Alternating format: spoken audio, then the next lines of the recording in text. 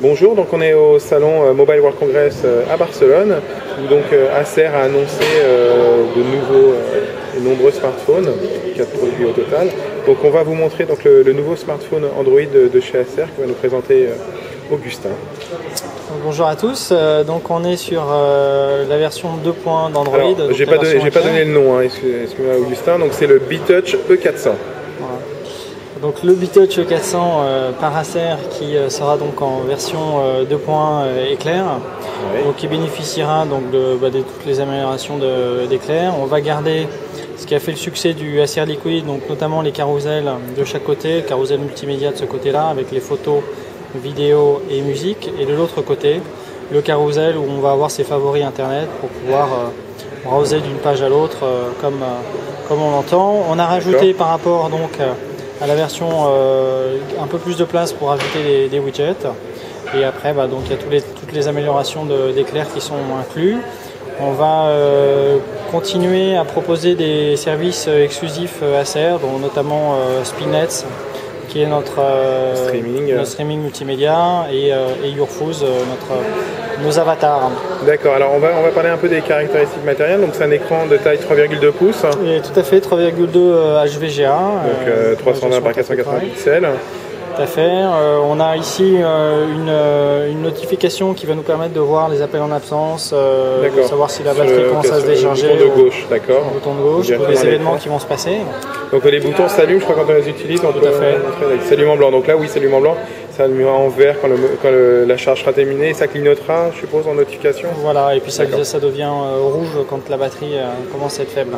Ok, on va parler rapidement de caractéristiques. Donc c'est processeur Qualcomm cadencé à 600 MHz. Tout à fait, donc le 7227 qui améliore aussi l'autonomie du produit. Alors petite particularité aussi du produit, c'est qu'il va être livré avec un certain nombre de coques interchangeables. Donc ici vous le voyez en blanc. Il sera aussi livré avec on va montrer la coque noire. Une coque noire et puis une troisième couleur qui va se définir, mais probablement du rouge. Très bien. Oui, on sait que c'est les trois couleurs que vous aimez bien, on l'a vu sur le Liquid. Tout à fait. Donc là, on va en profiter pour parler de l'appareil photo numérique. Donc un 3.2 mégapixels. Ouais. On a aussi enregistrement vidéo en quoi? En HVGA, en 320 par 480, je suppose. Oui, tout à fait. D'accord. L'audio jack standard. Voilà. Et puis on passe maintenant avec. Ça y est, donc le mini USB est arrivé. Pardon, mini USB, micro USB. Oh là là. Et juste pour le port mémoire, il est sous la batterie ou il est le port mémoire est sous la batterie. D'accord, ok. Bon, pas besoin de l'enlever, non, mais on pose la question. D'accord, très bien.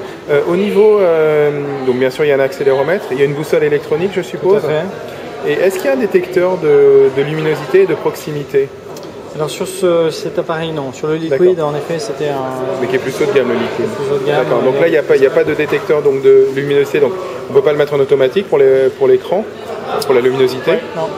Et pas de détecteur de proximité qui permet de couper l'écran, de bloquer l'écran quand on l'approche de son oreille. D'accord. Juste au niveau mémoire, on a les infos en RAM. Oui, alors il sera en 512 256. D'accord, donc du classique. Et puis avec une carte embarquée de 2 Go. D'accord, on dirait que c'est une carte de 2 Go. Tout à fait. D'accord. Je pense qu'on a fait un peu le tour de ce 400. Il y a autre chose à dire au niveau. Non, je pense que c'est un peu tout. Peut-être le prix.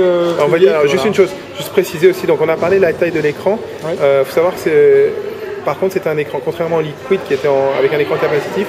Là c'est un écran résistif. Voilà, bon, j'ai un peu manipulé tout à l'heure. Bon, c'est quand même assez réactif. C'est peut-être pas. Il manque un peu de réactivité, mais ça va.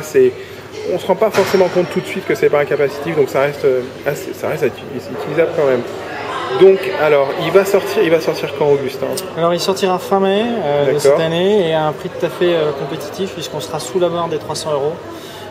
Voilà, probablement entre 279 et 299 €. D'accord, très bien. Est-ce qu'il y a des chances de le voir chez les opérateurs? On y travaille. On y travaille, d'accord, très bien. Bon, merci beaucoup, Augustin. Et pour ceux qui veulent plus d'informations, je vous invite à nous retrouver sur GPS & Co, www.gpsandco.com. À bientôt.